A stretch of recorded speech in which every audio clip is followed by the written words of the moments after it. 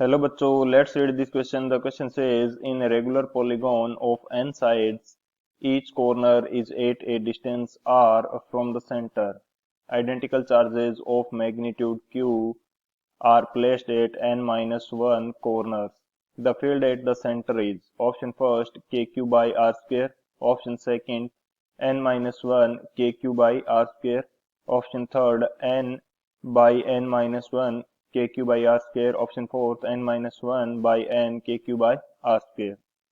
तो इस क्वेश्चन के अंदर हमें बेसिकली क्या बोला गया है कि एक पॉलीगॉन है जिसकी साइड्स क्या है, n साइड्स हैं एंड सेंटर से प्रत्येक कॉर्नर की जो डिस्टेंस दे रखी है हमें r। यदि इसके n माइनस वन कॉर्नर पे q चार्ज रखा जाता है तो फील्ड जो होगा वो सेंटर पे कितना होगा। तो बात करते हैं की कंसेप्ट की। सो यहाँ पे हमारे पास की कंसेप्ट क्या होगा। की कंसेप्ट के अंदर हम लोग डिस्कस कर लेते हैं कि जो इलेक्ट्रिक फील्ड है वो किस प्रकार से फाइंड आउट किया जाता है। यहाँ पे यदि मैं बात करता हूँ इलेक्ट्रिक फील्ड की, electric field due to a point charge, due to a point charge, यानी कि यदि एक पॉइंट चार्ज है तो उससे किसी डिस्टेंस के ऊपर इलेक्ट्रिक फील्ड की वैल्यू कितनी होगी। सो यहाँ पे मैं एक पॉइंट चार्ज मान लेता हूँ Q एंड इससे D डिस्टेंस के ऊपर हमें एक पॉइंट P है, उस P पॉइंट पे हमें वैल्यू फाइंड आउट करनी है इलेक्ट्रिक फील्ड की। तो जो E होगा, इलेक्ट्रिक फील्ड जो होगा, इसकी वैल्यू हमारे पास रहती है KQ बाई डी स्क्वेयर। ये हमारे पास रहेगी इलेक्ट्रिक फील्ड की वैल्यू। मैग्नीट्यूड की यहाँ पे बात की जा रही है, वो कितना रहेगा KQ by D square.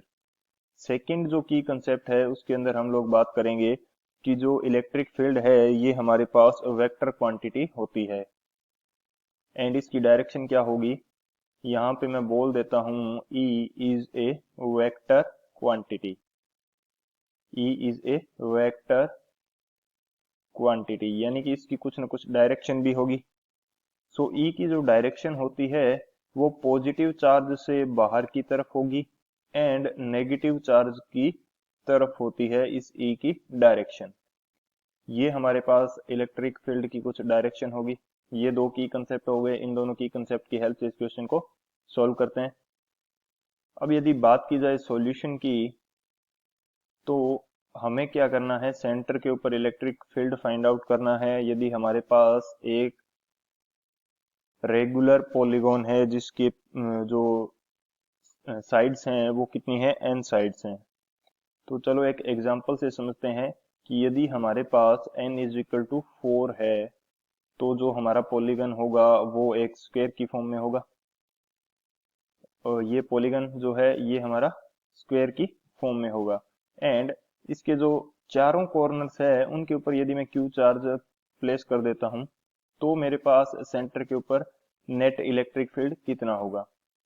So each corner से ईच कॉर्नर के ऊपर हमारे पास चार्ज कितना है, Q, सभी पॉजिटिव चार्ज है एंड प्रत्येक कॉर्नर की जो डिस्टेंस है वो भी हमारे पास रहेगी सेम।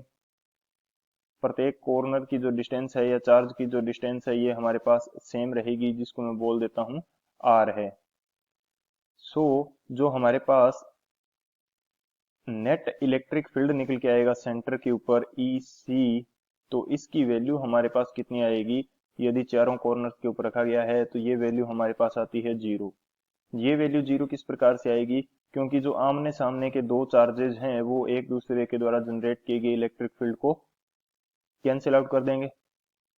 यदि मैं इन कॉर्नर्स को नाम दे देता हूं A, B, C and D, तो जो A के ऊपर चार्ज है Q, ये इलेक्ट्रिक फील्ड कुछ इस डायरेक्शन में जनरेट करेगा।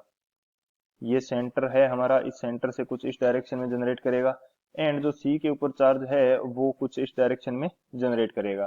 तो A के द्वारा हमारे पास कितना जो इलेक्ट्रिक फील्ड जनरेट होगा इसकी वैल्यू हमारे पास होती है KQ by D square. D क्या है हमारे पास R के इक्वल एंड इसी तरह से जो C चार्ज है या EC पॉइंट है इसके द्वारा भी सेम इलेक्ट्रिक फील्ड जनरेट किया जाएगा KQ बाई R स्क्वेयर। लेकिन इन दोनों की जो डायरेक्शन होगी वो एक दूसरे के अपोजिट डायरेक्शन होगी, क्योंकि पॉजिटिव चार्ज के कारण जो इलेक्ट्रिक फील्ड जनरेट होता है वो इस पॉजिटिव चार्ज से दूर या पॉजिटिव चार्ज से निकलता हुआ दिखाई देता है। सो एक दूसरे को ये दोनों कैंसिल कर देंगे।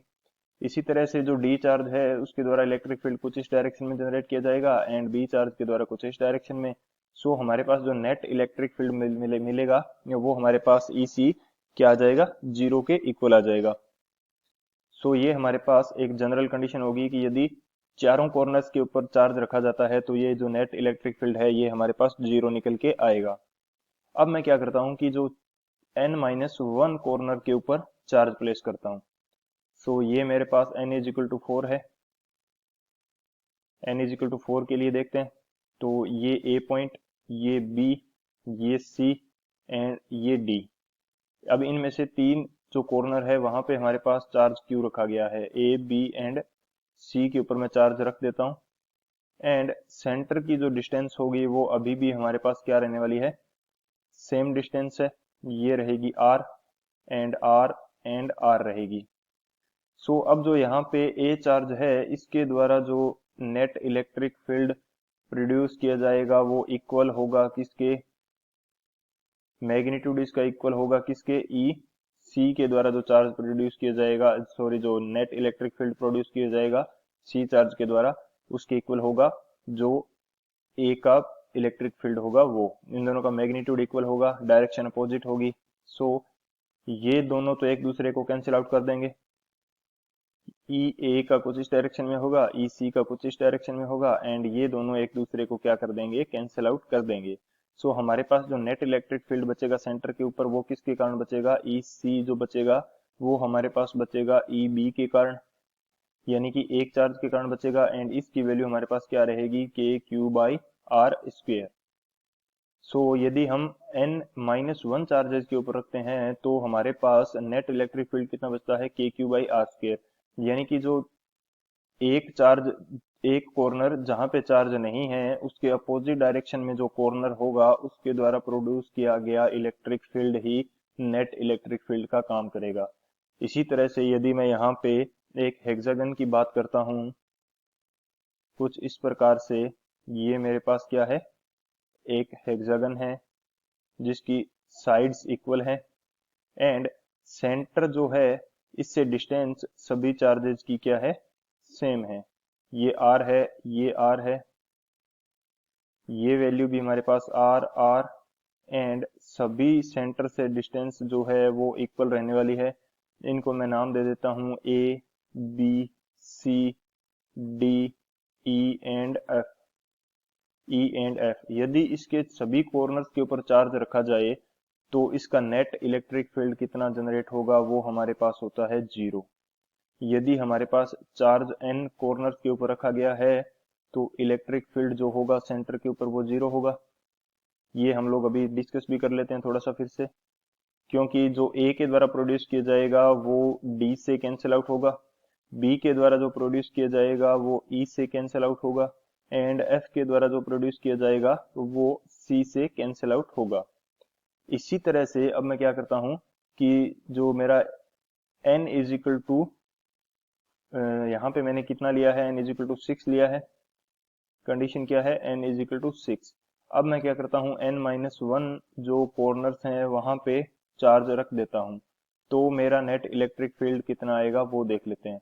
अब मैंने क्या किया है कि जो f कॉर्नर है वहां पे चार्ज प्लेस नहीं किया गया है, बाकी जो कॉर्नर्स हैं वहां पे हमने चार्ज q प्लेस कर दिया है, तो वहां पे मैंने चार्ज q प्लेस कर दिया है।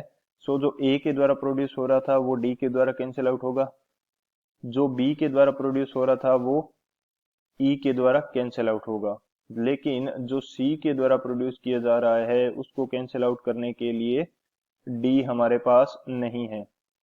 जो प्रोड्यूस किया जा रहा है c के द्वारा नेट इलेक्ट्रिक फील्ड, उसको कैंसिल आउट करने के लिए f के पास चार्ज नहीं है। सो यहाँ पे नेट इलेक्ट्रिक फील्ड किसके कारण आएगा, ई सेंटर के ऊपर है तो सी चार्ज के कारण जो इलेक्ट्रिक फील्ड आएगा वो हमारे पास नेट इलेक्ट्रिक फील्ड होगा एंड इसकी वैल्यू हमारे पास क्या होगी, के क्यू बाई आर स्क्वेयर। यानी कि यदि रेगुलर पॉलीगन है तो हमारे पास n-1 कॉर्नर्स के ऊपर चार्ज रखने पर एक जो कॉर्नर होगा जहां पे चार्ज नहीं है उसके अपोजिट साइड का जो कॉर्नर है जहां पे चार्ज क्यू है उसके कारण नेट इलेक्ट्रिक फील्ड जनरेट किया जाएगा। सो इस कंडीशन के अंदर हमारे पास नेट इलेक्ट्रिक फील्ड कितना होगा, के क्यू बाई आर स्क्वेयर। ये सभी पॉलीगन्स के लिए लागू होगा यदि n की वैल्यू हम यहाँ पे अकॉर्डिंगली रख सकते हैं। सो बात करते हैं ऑप्शन की कि कौन सा ऑप्शन इस कंडीशन के अंदर हमारे पास करेक्ट हो जाएगा। सो जो ऑप्शन फर्स्ट है के क्यू बाई आर स्क्वेयर, ये हमारा करेक्ट हो जाएगा।